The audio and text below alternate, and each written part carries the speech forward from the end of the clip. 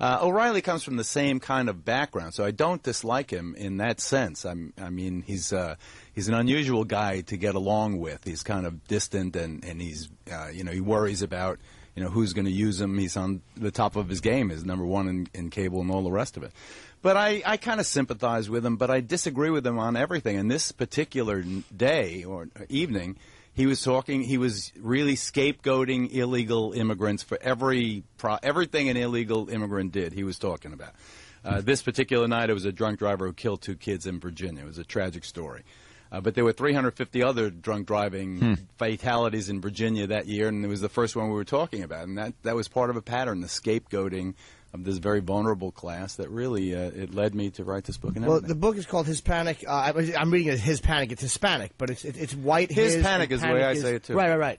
It's like when people break down history into history. It's about why Americans fear Hispanics in the U.S. Is it like, because my problem with immigration is not that Hispanics are coming here. I only ask that people try to immigrate legally and just try to kind of assimilate into the culture a little bit. Like when you look at Asians are very, very, they speak English to each other. It's like that's all I kind of ask, that people attempt to kind of assimilate into what we do here. There are many millions of Chinese who are here illegally. They're the second largest group, so everybody wants to get here. That's a fact of life. And to me, if you want to talk about illegal immigration, that's okay. I mean, it's a real social issue, and I totally get it. But you don't blame them for all the crime, the disease, the terror, the stealing jobs when the facts don't support that. And you don't show a Mexican jumping over a fence every time you're doing it. It's like it's like me on Al Capone and Opie and Anthony on the various church sects and things. It's after a while, it's a stereotype, and after a while, it conveys a very negative message that is, at its heart, racial. So you're saying that in a way that if they're going to show the fence jumping from Mexico, show the Irish bartender, show the European au pair, show the other people who are here illegally, the shipping containers full of Asians. The people who knocked down 9/11 all came on student or tourist visas that they overstayed. They were all from Saudi Arabia. Why did the Mexicans take the rap for 9/11? It's just not right. Do you think that they should do something with immigration just to make sure that the process is followed legally? Yes, and I think that John McCain and Ted Kennedy had a good bill. Bush, the best thing he ever did in his presidency, the only thing that I think that is universally applauded, at least by my crowd, it was the immigration reform bill that was defeated last year. It had border security, which is a good idea. You got to secure the borders to have a sovereign nation. But it also had a way to normalize the existence of everyone in this room knows illegal immigrants, or they mow your lawn, or they babysit your kid, or they wash the dish in the bar or the restaurant you go to. They deliver you pizza. They drive the livery cab. Everybody knows that the situation exists. You got to get these people out of the shadows. Get them so they could pay taxes, so they, the kids can, have a life where that ICE agents aren't going to be smashing in your door at 2 in the morning. So are you for an amnesty then? Basically, I am basically. But when you say that word, it automatically turns over people immediately. Yeah, it does. Yeah, what I prefer is to say an earned path to citizenship. Let them come to the Walmart parking lot. You take their picture, you take their fingerprints, you do a criminal background check, you find out who they are. So first of all, you do your inventory on who's here. Then you give them some kind of visa, some kind of legal visa where they could have a job, where they can pay taxes, and have a normal existence. And then if Congress or the American people want to give them a path to become American citizens, that's fine. My whole beef right now is that these people are living in terror, and it ebbs and flows depending on the political whim. It's being driven, this savage anti-immigration movement is being driven by the most egregious talk radio campaign, even much worse than Bill Clinton and Monica Lewinsky and impeachment. This is the worst thing that ever happened on talk radio. Can I tell you the thing that bothers people the most? I think, at least personally me, it is a feeling that people who come don't want to. It's so stupid, but to learn English and that's not true. I'm just telling you, that's the vibe people get. But I'm saying a lot of people do not speak the language. My dad is one of 17 children from Puerto Rico. 17 children. Wow. Same mother, same father. My dad came in 1937, and he, during the Depression, he got he really got discriminated against in every kind of way. Every one of the 17, my 16 aunts and uncles, Everyone in my generation speaks English. Older generation, everyone. Yeah, absolutely. The problem is that our children, or even us sometimes, don't speak Spanish. Every survey showed that the Mexicans are learning English at the same rate as any other immigrant group that came before. But when you hit the phone, I mean, and I understand that's a decision big business makes because they want. But when you pick up the phone, it's like press 1 for English, press 2 for Spanish. I mean, you don't see that with other nationalities or other languages. What's the big deal about that? What are you going to be? If you touch 2 by mistake, is your finger going to rot? I mean, I don't understand. What the no big one minds deal is. choices, but the thing is New York City. Yeah, but it's all over the country, and it's also being done to make it so people don't have to learn English. That's the key. It's not about. I'm saying every survey shows they're learning English at the same or faster rate than any other, than the Irish, the Germans, the Italians, the European Jews that came, the Asians you spoke of. You go to Brown University, you see a graduation. A guy might look like he works in a Chinese restaurant. His kid is the valedictorian of the graduating class. You know, that's just the immigrant social mobility that happens, has happened, will happen. The Hispanics aren't the last group. There'll be some, I don't know, Pacific Islanders or, Central Africans will be coming next. But do you think that it's the more that you make it comfortable for people in any language to not learn the language, the less likely they'll be to learn it just because they can live a very comfortable and productive life not knowing it? But I'm telling you that if you could find me a second-generation Hispanic immigrant who doesn't speak English, I'll give you $100. I'll give you $100 right Second generation, you mean? I'm not sure. My generation. Okay. I'm not talking about older, because I think with older, it's like, again, the Italians came over, they had to learn it. No, I'm saying that the children of immigrants, you go to Miami. Miami is a place where Spanish-speaking people are extremely comfortable in a Spanish world. Mm-hmm. The number 1 rated TV shows, the number 1 rated radio shows, the best restaurants, the best clubs, some of the best condos. You go there. Invariably, those young people speak English. They eat Big Macs. They watch MTV. They listen to Opie and Anthony. They don't exist, and they speak Spanish to their parents.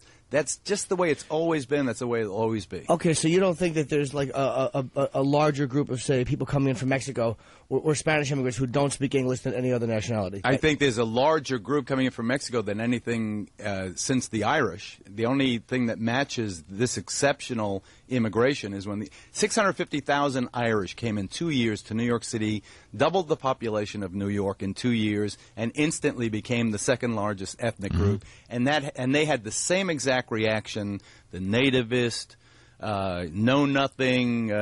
These people are here to undermine. They're speaking that wretched Gaelic. They want to. The Catholic Church is going to subvert the real church. It was the same. You could read the headlines from the 1846. It could be 2008.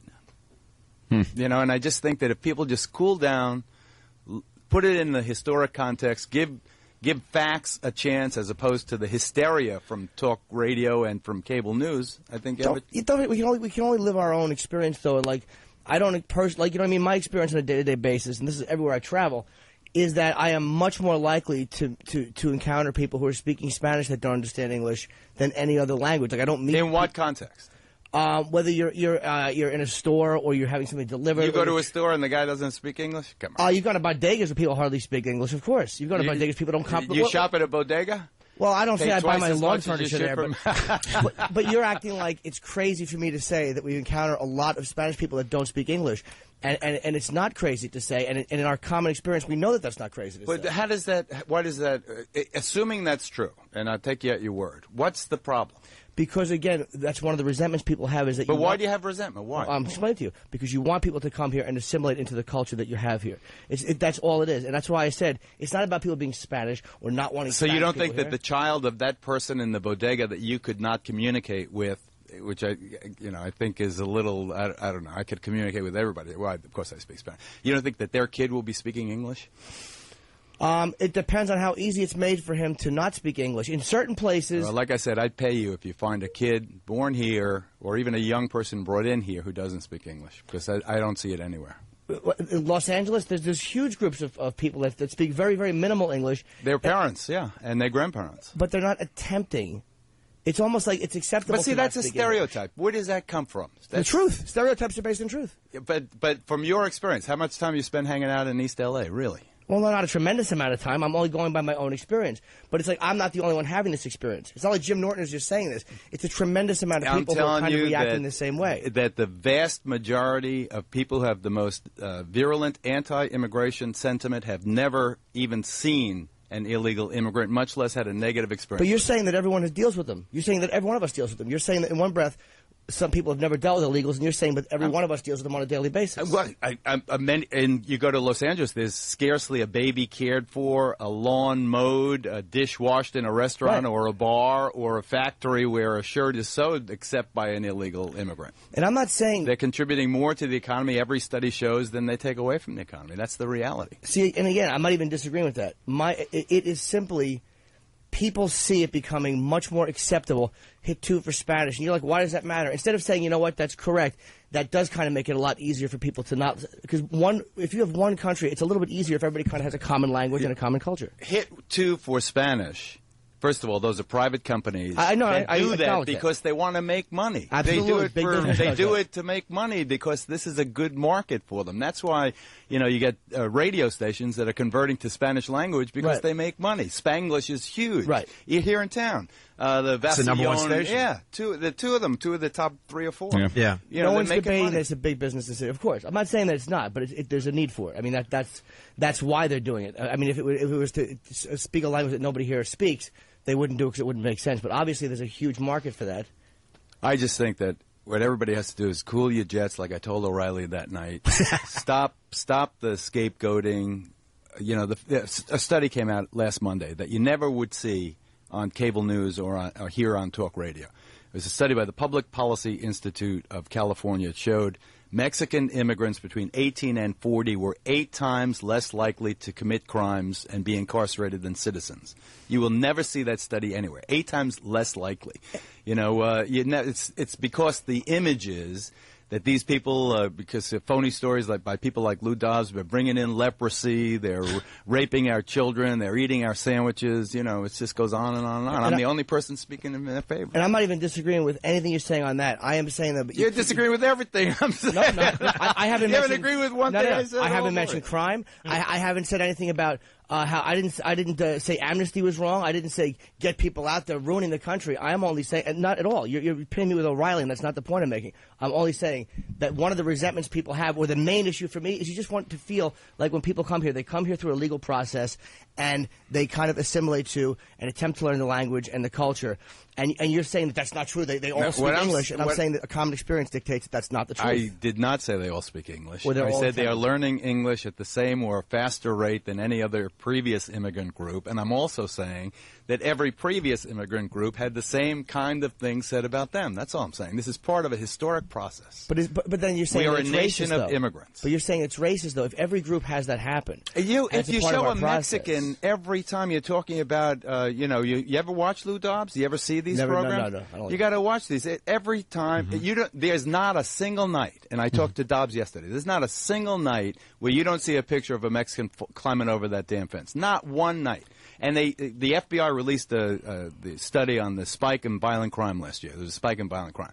They led on CNN with the news that violent crime has spiked, obviously tied to the wave of illegal immigration, even though the FBI never mentioned immigration in their study. And in fact, the cities that had the spike in violent crime, St. Louis, Detroit, Cleveland, Philadelphia, had 0 or almost no immigration, illegal or otherwise. So you're saying it's blacks? do you I'm kidding, but do you think people do you're right about one thing. Is I'm not saying you're saying that people make it a racial issue every time, but don't you think sometimes that when people raise legitimate issues about the immigration, that race is fallen back on as an excuse instead of addressing? I don't think so. Listen. You're saying that race is only used you read that book. You read those emails that I've got. I'm a person who's been on television now for almost 40 years. In some ways, and I say this, I'm like Bic pens. You don't think of Scandinavia or France when you hear Bic pens, or Legos. You don't think of Scandinavia. Toyota, you don't think of Japan. Geraldo, you don't necessarily think of Hispanic or Puerto Rican. It's just I've been around so long that I have like a generic brand. I'm just Geraldo, and yet I won't even say you have to bleep out with the language, but the turd in the toilet bowl, why don't you go back home to... I was born on 17th Street. They want me to go back home to where? What, the Lower East Side? That's not... it is racist in its content. The most vehement and virulent of the language is racially based. You don't. It is inevitable. And when you read it, Lou Dobbs, the #1 guy on the hate mongering groups websites.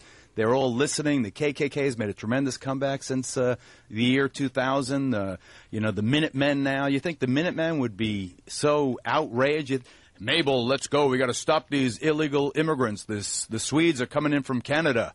Call the FBI, call the CIA, call the NHL. You've got to stop these Swedes. It's just not going to happen. It is because there is a browning process going on. The country is changing demographically. There are more Hispanics. There were 4 million in 1950. Now there's 45 million. That's what this is really. But how is it racist if it's a process? I know we have to take a break. If every group goes through this process, how is it racist if it's a part of the process that every group has gone through?